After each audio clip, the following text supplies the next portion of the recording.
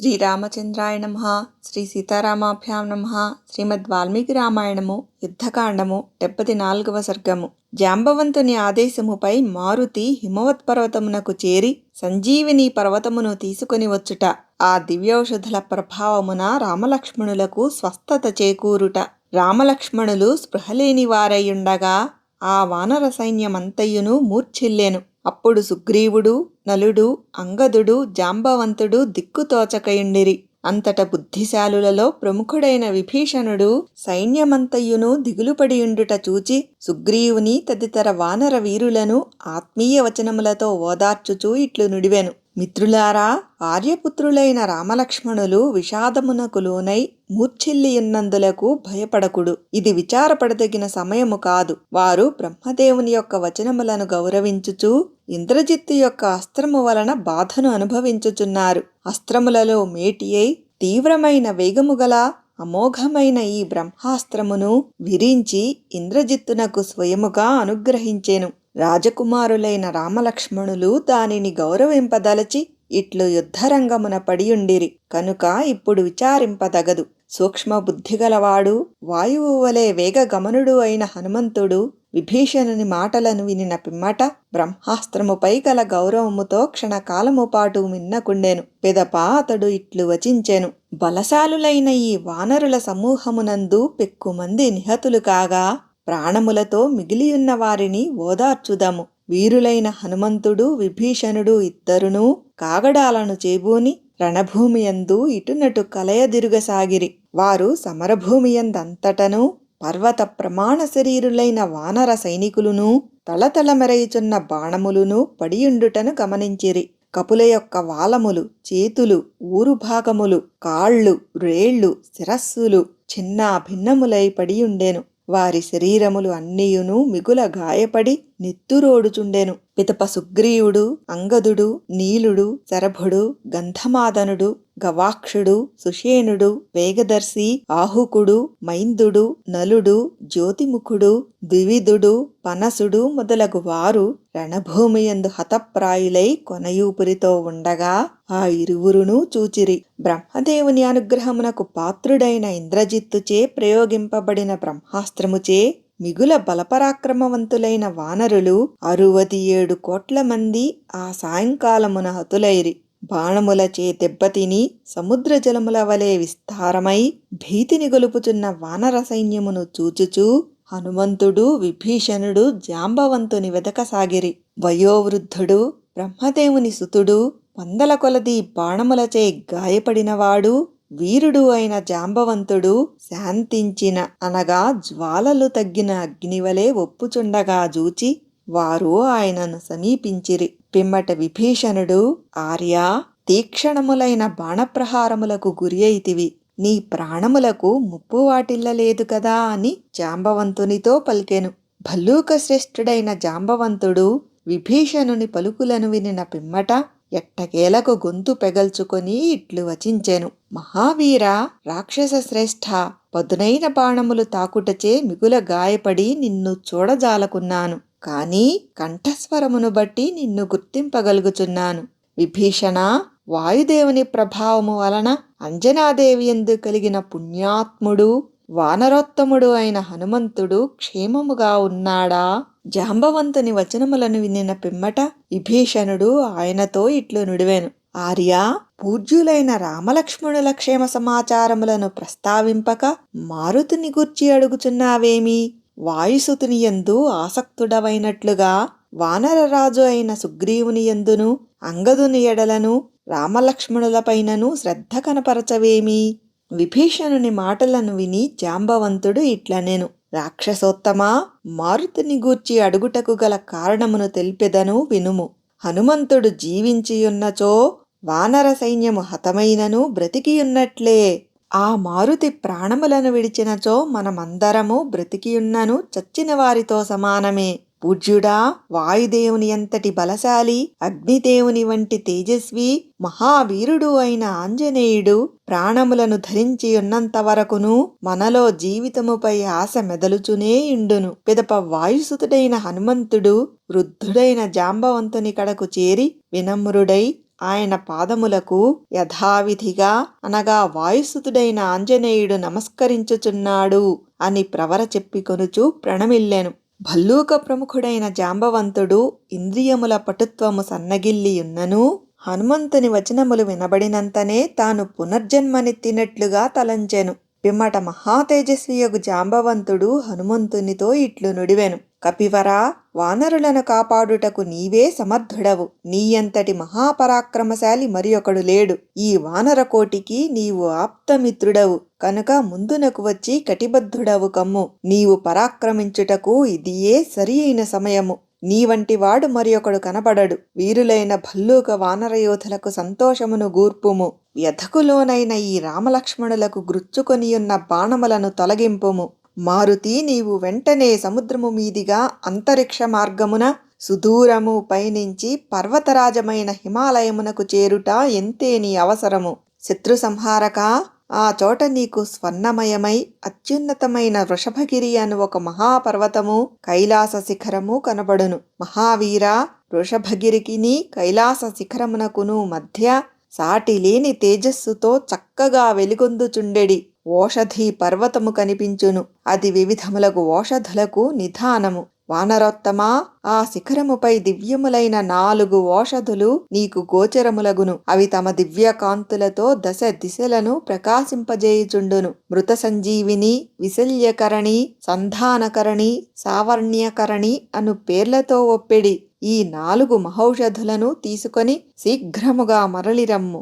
వాయుసుత, ఆ ఓషధుల ప్రభావముతో వానరులను సజీవులను గావించి వారికి స్వస్థత గూర్పుము. పిదప కపివీరుడైన హనుమంతుడు జాంబవంతుని మాటలను విన్నంతనే ఎగసిపడుచున్న అలలతో ఒప్పెడి సముద్రము వలె ప్రబలుడై అనగా రెట్టించిన పరాక్రమముతో విరాజిల్లెను. వెంటనే త్రికూట పర్వతముపై చేరి దానిని తన కాళ్లతో మిగుల అదిమిపట్టెను. అప్పుడు వీరుడైన ఆ మారుతి మరి ఒక మహాగిరివలే విలసిల్లెను. హనుమంతుని పాదముల ఎత్తిడికి ఆ త్రికూట పర్వతము ఎంతయో అణగిపోయెను. ఆ విధముగా అణగద్రొక్కబడిన ఆ పర్వతము యథాస్థితిని నిలుపుకొనజాలకపోయెను. హనుమంతుని పాదముల ఒత్తిడికి పీడింపబడిన అనగా భగ్నమైన ఆ పర్వతముపై గల వృక్షములు అన్నియును ఆ కపివరుని వేగమునకు నేలగూలినవి. పరస్పరము రుద్దుకొనుటచే ఏర్పడిన అగ్ని వలన అవి మాడి మసి అయిపోయినవి. ఆ గిరిశిఖరములు శిథిలములైనవి. ఆ త్రికూట పర్వతము ఇట్లు పీడింపబడుటచే వృక్షములన్నీయును భగ్నములు కాగా, శిలాప్రదేశములు శిథిలము కాగా, చలించిపోయిన ఆ గిరిపై వానరములు నిలువజాలకపోయినవి. అప్పుడు త్రికూట పర్వతముపై నిర్మింపబడిన లంకాద్వారములన్నీయును కంపించినవి. గృహములు, గోపురములు భగ్నములైనవి. ఆ రాత్రి లంకానగరమంతయును భయముతో గజగజలాడి నృత్యము చేయుచున్నట్లు ఒప్పెను. పర్వత ప్రమాణదేహుడైన ఆ మారుతి త్రికూట పర్వతమును ఇట్లు కంపింపజేసి సముద్రముతో గూడిన భూమిని క్షోభకు గురి చేసెను. ఆ త్రికూట పర్వతము మీది నుండి హనుమంతుడు మలయగిరి మీదికి అధిరోహించెను. అది మేరుగిరి వలె మందర పర్వతము వలె దర్శనీయముగానున్నది. పెక్కు సెలయేళ్లతో ఒప్పుచున్నది. వివిధములగు వృక్షముల తోడను లతల తోడను విరాజిల్లుచున్నది. అందలి సరస్సులలో గల పద్మములు కలువలు చక్కగా వికసించియున్నవి. 60 యోజనముల మేరకు సమున్నతమై దేవతల చేతను గంధర్వుల చేతను సేవింపబడుచున్నది. అందు విద్యాధరులు అప్సరసలు విహరించుచుందురు. మునీశ్వరుల తపశ్చర్యలకు అది నెలవు. ఆ మలయగిరి పెక్కు గుహలతో విలసిల్లుచున్నది. అచట నానా విధములకు మృగముల గుంపులు సంచరించుచుండును. మేఘము వలె ఉన్నతుడు వాయుసుతుడు అయిన ఆంజనేయుడు ఒక్కసారిగా తన శరీరమును పెంచెను. ఆ దృశ్యమును చూచి అచట గల యక్షులు, గంధర్వులు, కిన్నరులు మిగుల వ్యాకులపాటునకు లోనైరి. పిదప ఆ కపివరుడు ఆ గిరిపై బలముగా పాదఘట్టనమొనర్చెను. అతడు సముద్రమున నివసించుచు అగ్ని జ్వాలలను వెళ్ళగ్రక్కెడు అగ్నిపర్వతము వంటి తన ముఖమును బాగుగా తెరచి రాక్షసుల గుండెలు అదరునట్లుగా బిగ్గరగా గర్జించెను. ఆ మహాత్ముడు అట్లు అద్భుతంగా నొనర్చిన మహాశబ్దమును విని లంకలో గల రాక్షసులెల్లరునూ భయగ్రస్తులై ఇటునటు కదలక మెదలక నిశ్చేష్టులైరి అనగా కొయ్యబారిపోయిరి. శత్రువులను గడగడలాడించుచు మహాపరాక్రమశాలియగు ఆ మారుతి శ్రీరాముని మనస్సున ధ్యానించుకొని ఆ రఘువరుని కొరకై తాను సాధింపనించిన ఘనకార్యమునకు సన్నద్ధుడయ్యెను. పిదప మహావీరుడు మహాసర్పమును బోలిన తన వాలమును ఉత్సాహముతో పైకెత్తెను. ఆకాశగమనమునకు అనుకూలముగా ప్రాణవాయువును నిరోధించి నడుమును వంచెను. బలమును పెంచుకొనుచు చెవులను కుంచింపజేసెను. సముద్రమునందలి అగ్నిపర్వతము యొక్క ముఖము వంటి తన ముఖమును గట్టి అభినివేశముతో బాగుగా తెరచెను. అనంతరము ప్రచండ వేగముతో అతడు మింటికి ఎగిరెను. ఆ వాయుసుతుడు గగనమునకు ఎగురునప్పుడు ఆ కపివరుని బాహువుల యొక్క ఊరువుల యొక్క వేగ ప్రభావమునకు వృక్ష సమూహములు, గిరి శిఖరములు, మహాపాషాణములు, త్రికూట పర్వతముపై స్థిర నివాసము కలిగియున్న వానరములు చాలా దూరము పైకెగిరినవి. కొంత తడవునకు పిమ్మట అవి బలహీనములై సముద్ర జలములలో పడిపోయినవి.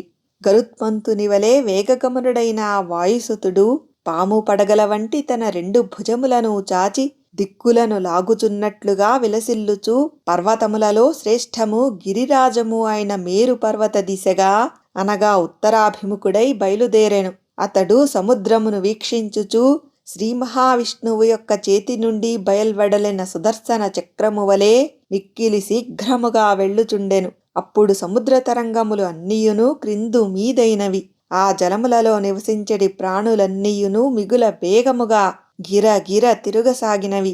వాయుదేవుని వలె వేగముగా అతడు అంబరమున సాగిపోవుచూ ధరణిపై గల పర్వతములను, వృక్షజాలములను, సరస్సులను, నదులను, చెరువులను, మహానగరములను, పెక్కు జనపదములను బాగుగా తిలకించుచూ పురోగమించెను.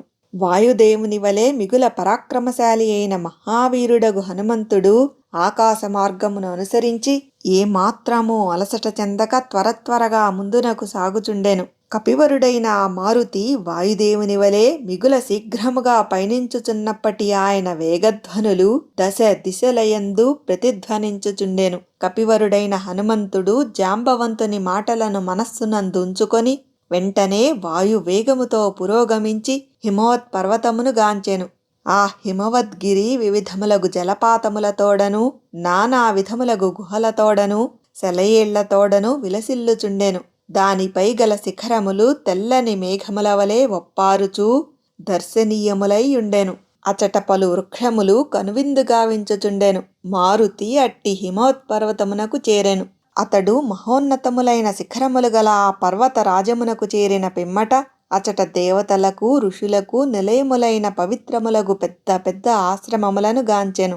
ఇంకనూ ఆ పర్వత ప్రదేశమున బ్రహ్మ నివాస స్థానము, కైలాసము, ఇంద్రుడు నివసించు ప్రదేశము, శివుడు విలాసముగా తన శరములను ప్రయోగించెడి భూమి, హయగ్రీవుని ఆరాధించెడి స్థానము, ఈశ్వరునిచే ఖండితమైన బ్రహ్మ శిరస్సు పడిన చోటు, యమకింకరులు అప్పుడప్పుడు విశ్రాంతి గైకొనిడి ప్రదేశము, బ్రహ్మ ఇంద్రునకు వజ్రాయుధమును అనుగ్రహించిన చోటు, కుబేరుని నిలయము, సూర్యుని భార్యయగు ఛాయాదేవి ప్రీతి కొరకు సూర్యకాంతిని తగ్గించుటకై విశ్వకర్మ భాస్కరుని బంధించిన స్థానము, దేవతలకు దర్శనమిచ్చుటకై బ్రహ్మ ఆసీనుడగు ప్రదేశము, శంకరుడు తన ధనస్సును నిలిపెడి చోటు, పాతాళమును ప్రవేశించు ప్రదేశము మున్నగు విశిష్ట స్థానములను ఆ మారుతి దర్శించెను. జాంబవంతుని సూచన ప్రకారము విశిష్ట స్థానమగు కైలాసగిరిని అతడు దర్శించెను. దాని సమీపమున గల హిమవచ్చలను మారుతిగాంచెను. పిదప హనుమంతుడు